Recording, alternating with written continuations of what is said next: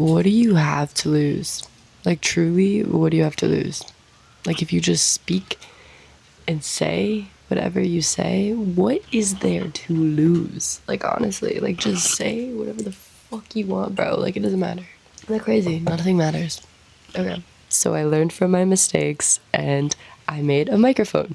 I got creative. I found a stick and made a microphone because my last video, I filmed a whole video, sat down to edit it. The mic was on my shirt. I had like a little cover up over it and it was just scratching on the mic the whole time. So the audio was shit. It was funny because I spent like 30 minutes filming myself talking and I wanted to keep it because I put all this energy into it. As I was editing, I realized a big point of what I was talking about in the video was how it's so important to really follow what feels best, what feels true for you, despite how much energy you may have put into something. Looking at how sometimes we may put a lot of our energy into like a project or a relationship or whatever it is, and we cling to it because we put so much into it, realizing that the project or the relationship actually isn't in alignment anymore, but we put so much into it, so we want to cling to it. So it felt sort of ironic or synchronistic for me to hear myself talking about that, and then here I was feeling like I wanted to cling to this video that I created because I put so much into it. Yet the video quality was shit, bro. As soon as I heard myself talking about that, I was like, nah, bro, this is a moment for you to practice what you preach and let's just refilm it. Fuck it, you know? So here I am with a stick microphone and we're just gonna chat about it. That's kind of the topic today of how important it is to follow your motherfucking intuition. And side note, hi, my name is Mariah and this is my channel, Kaludara Creations. Thanks for coming to chill and chat with me. I got some tea. I encourage you to also get yourself some tea. Smoky black tea is my favorite, and typically that is what I drink pretty much every day.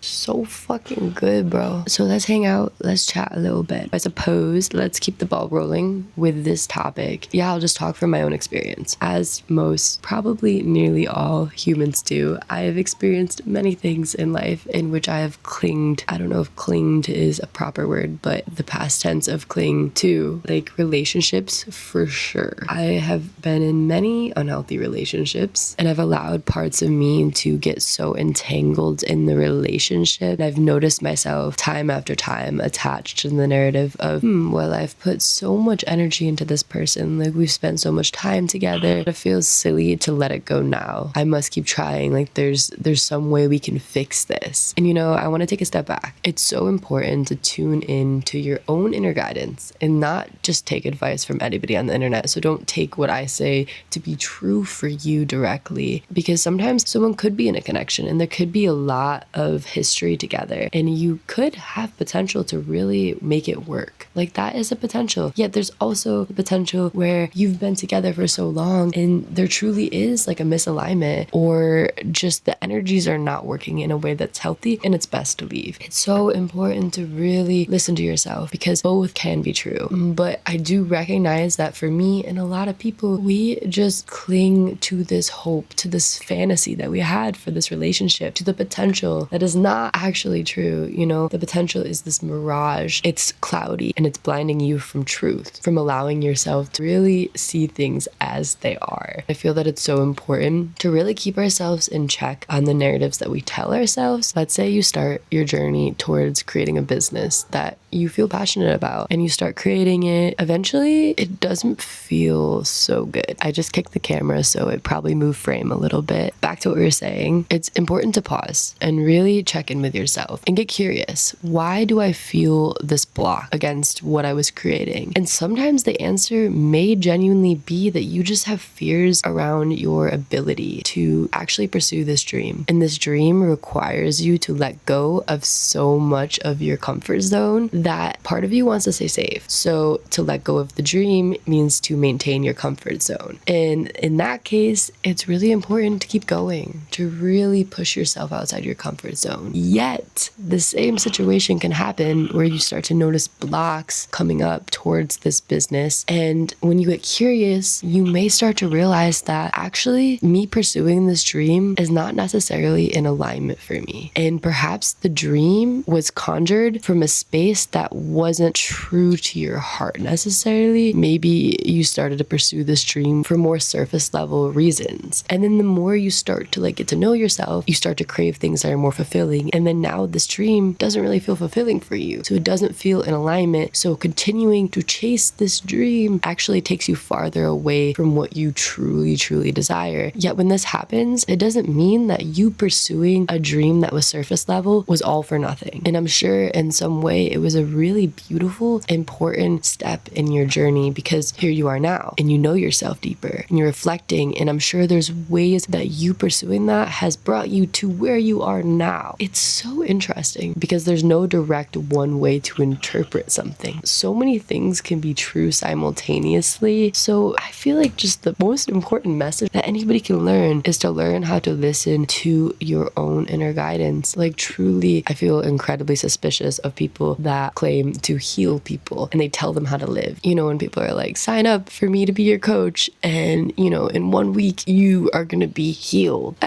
It's so suspicious to me. Not to say that coaching can't be helpful, but I feel like there is just a really interesting culture around it all. And now we're veering into a different topic, but that is okay. It's so important to get in touch with yourself, with your truth. Yet also it can be such a confusing journey because not only do other people lie to us, we lie to ourselves. And this is the interesting part where if you are continuously falling for other people's lies, chances are there's a part of you internally that is lying to yourself. Because I truly believe, and I'm pretty sure the rhythm of the universe believes, and it's proven in physics and science and all the things, that life works as a mirror. So if you are showing up and lying to yourself, gaslighting yourself, then chances are you are going to allow people who treat you this way to be in your life. You know, because if you're not lying to yourself, because if you're being really honest with yourself and respecting yourself, then you're going to have firm boundaries and not allow these people into your life and into your mind. I truly believe that desperation and deception are like magnets for each other. And I've experienced this